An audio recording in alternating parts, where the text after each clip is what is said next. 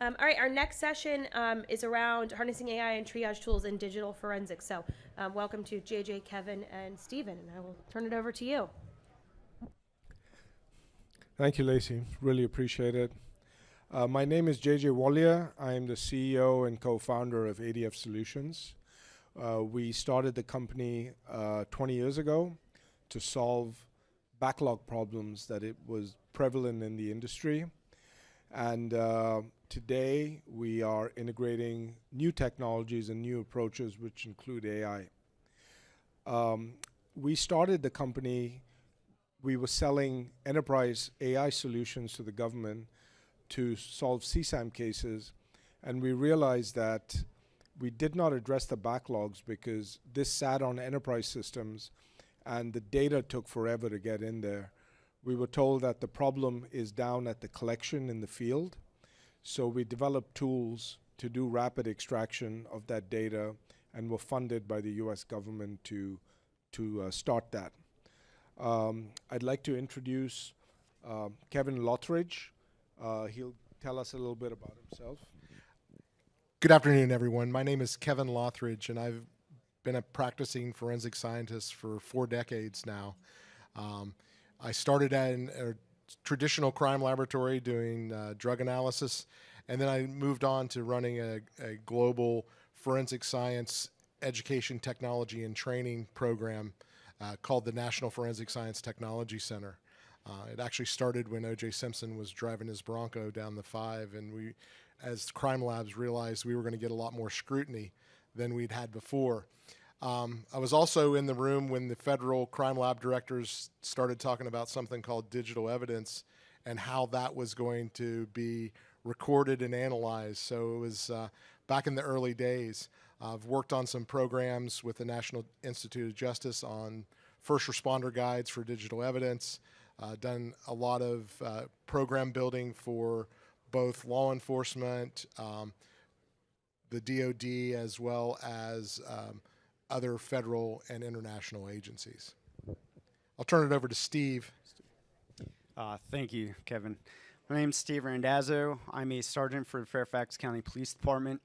Kev, you've been doing this as long as I've been breathing, just FYI. So when I started, I was midnight patrol. I was a school resource officer for a couple years. During the summers, was neighborhood patrol unit, so drugs and criminal enforcement. And then I started my next passion, which I was a child exploitation detective for over 6 years. So investigating internet crimes against children. So with the HSI task force, the Virginia State Police task force. And then recently, about a year ago, I got promoted to sergeant. And I've been fortunate enough to take over the digital forensics section where I'm currently assigned. And I've been utilizing ADF for over 6 years now. Thank you, Steve. We picked our team here for this fireside chat because Kevin's been around. He's been part of the founding groups for digital forensics. And Steve has been a very active practitioner and user of tools, all forensic tools. And their experience and background was very important for this session. So I will ask both of you, can you share some early experiences you've had with digital forensics before the introduction of disruptive technologies? This is more for you, Kevin. So, well, we actually added Steve because he's much younger than JJ and I, and that's why we needed somebody to balance us. It's been very interesting because having been in forensic science since the early 80s, looking at the changes, I've seen digital evidence go from a niche future evidence type to one of the top 3 dominant evidence types out there. And one that has, because of the nature of technology, we heard speakers earlier talking about smaller hard drives and smaller memory devices. It's actually been dynamic and change. And one of the things that go along with that is we've put that into systems where we look for completeness.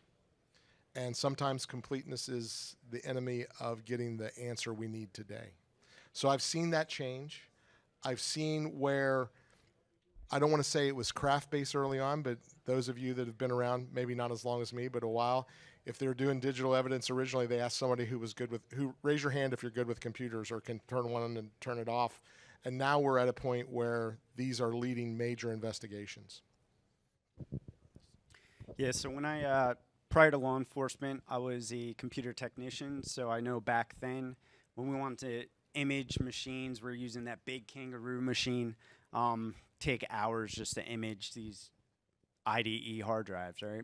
And then law enforcement, years ago when I started with child exploitation, the beginning of all the search warrants, we're very active in Fairfax County, 1 to 3 residential search warrants a week.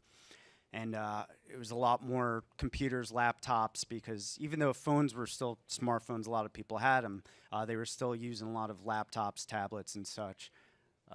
But it definitely transitioned to phones over the years. Thank you. Another question for both of you. What are some of the challenges you faced in adopting new tools and technologies in the past? I'm specifically referring to roadblocks like legislation around full file system extractions and et cetera. Well, in the early days, I think there are two things. One is there's legal policy framework where we all want to get the complete answer. And the second one is potential user resistance. You and I have spent a long time talking about global digital evidence. And if we think about how we train people classically in schools or universities, they want to do the best they possibly can, which is great to get the right answer, but does it give you the timely, necessary answer? And so this whole ability to get everything done, along with the fact that some of these cases are after the fact, they're not forensic intelligence, they're not investigative, which the folks in the room are very well aware of, that you need these tools for investigations. That has slowed down the acceptance of the timely answer now versus the complete analysis that can be done over time. So a lot of our challenges with that have come from, you know, dealing with magistrates, if you will. I know a lot of you who are writing search warrants will have the argument, well, sure, you want the cell phone, you can't have the whole cell phone. What do you mean? You got to limit it to a time frame. Well, we can't. It's either all or nothing. So those early challenges are, well, because the tools are limited, the magistrates are less inclined to approve the search warrant. We're like, that's not how it works. And having a whole discussion with them and our technology department to overcome that has, again, has been a huge challenge. Thank you. What tools you've used have addressed the bottleneck, Steve, in your current work? Well, the reason you invited me, ADF, Advanced Digital Forensics, doing 6 years of forensics for my section at the time, which I left just over a year ago.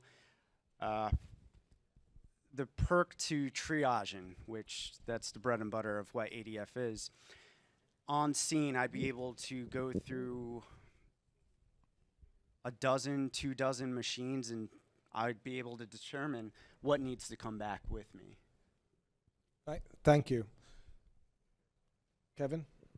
So again, we were an early adopter of the use of triage tools, and at the time ADF was the only triage tool, and somewhat still is the same.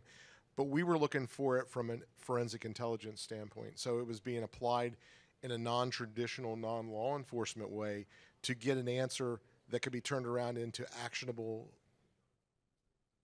data that could be used for another follow-on action. So from our perspective, this tool was simple for users to use because not everybody is a computer forensic scientist or a computer digital evidence examiner. They've not gone through all the traditional training. And so you have to give them something that gets them the so what at the point of collection. Thanks, Kevin. When I was in the UK a number of years ago, one of the investigators said to me, when we go into a terrorist suspect's home, we look at everything, including swabbing the drain in the bathroom. And he said, but we don't do it for someone who's been accused of holding up the local convenience store. He said, in digital forensics, we're swabbing the drain equivalent in every case. And this is the problem. And that really put it succinctly for me. Stephen, do you agree with this in your experience? I think it's one of those famous "it depends" kind of scenarios. Child exploitation, yeah. If they have if they have any electronic device, chance that they use it to exploit children, very high. In another example, again, having a tool like ADF, we have the opportunity to go through everything. So as long as we're in the scope of the search, I think it is feasible to do. Thank you. As you know, other Five Eye countries like the UK and Australia have adopted new practices and technologies to actively bring the backlogs down. And most of the agencies have reduced their backlogs from 12 months down to 2 or 3 months. However, the US has not been receptive to these new changes. Kevin, given the prominent role that the US plays in digital forensics, why is this the case? Because I think the U.S. system is its own strength, but it's also one of our challenges. We talked earlier about what everybody wants as complete extraction of all the data that's ever possible there. The others have, we've optimized for completeness. The others have optimized for outcomes based on their own systems and their own structures. In the future, the US system has to be more balanced on speed, scale, and defensibility. And that still can be done by taking a slice of what information you need for that investigation. Thank you, Kevin. Steve, for you, what potential advancements in AI and other technologies do you foresee for the next 5 to 10 years in digital forensics? I think having more of those free-form searches, so when we are extracting data and then parse it, having the ability to have multiple devices from one suspect or multiple suspects and being able to just say, hey, search these extractions, tell me what evidence exists that maybe this suspect has exploited a minor for some kind of sex act. We're seeing the development of that. I think that's going to be huge in tackling both the backlog and then just large volumes of data now that phones are like 2 terabytes.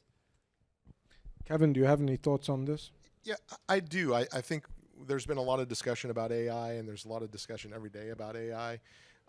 It's got to be trained properly, and it's got to be focused. It's got to be able to prioritize at scale what data is being looked at, because it could help the examiner with pointers to the important data, not taking away the examiner's job, because we hear that a lot. I think pattern recognition, Steve just said it. If you could link several different devices quickly, then that might be very helpful and very important.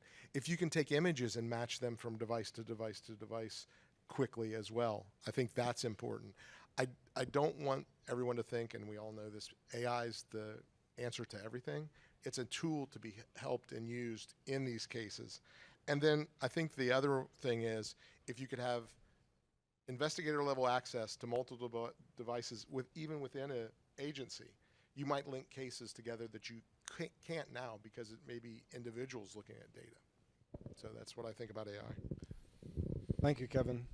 So I was in India earlier this year. They have the first university dedicated specifically to forensics. It's called the National Forensic Science University. And we were allowed to, we were given a slot to give a speech to the students. And we took questions from them, and every question was focused on extracting every bit of data from a phone or a computer. And at some point, my co-founder said to them, you do realize that what you're doing is to solve cases. Your goal is not to extract every 1 and 0 out of the phone. Your goal is to solve cases. And it hit them like a ton of bricks. They had not actually tied that together. Their entire focus, their entire training was about getting data out. They just assumed if the data came out that the case would get solved. So what advice would you give them, Kevin? Future students. So I fortunately worked with the National Forensic Science University in India and saw this exact same thing. And I had been talking to them, and my biggest advice to them was, don't mistake collecting more data with better outcomes. Digital forensic professionals need to shift from being data collectors to problem solvers. And the tools you're talking about are solving problems, not just collecting data. You have to focus on the case context. Steve's already spoken about that. I think you have to look at the legal defensibility and decision-making that you can do with the extraction of that data. And lastly, learn to work with automation and AI, not against it. Don't be afraid of it.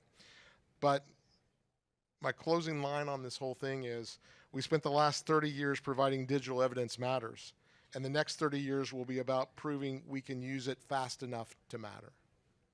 Thank you, Kevin. That's very, very powerful. I just want to briefly recap the points here. The problem we have today is not extracting everything, it's solving cases faster. And it's going to take innovative technologies, disruptive technologies, and adapting technologies like AI very efficiently to get this done. And I think it's critical for the future digital forensic examiners to be trained to be aware of this and not just focus on extracting every bit of data. And I just think it's absolutely critical for the US to stay a leader in this space and adapt to these new technologies.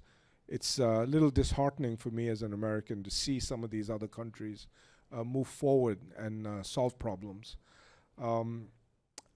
I just want to thank everybody for being here. I thank Carousel for giving us this opportunity. I want to thank my speakers for being here. And if you all have any questions, please feel free to ask them now, or you can stop by the ADF booth, which is in the back corner over there. So, thank you very much. Thank you.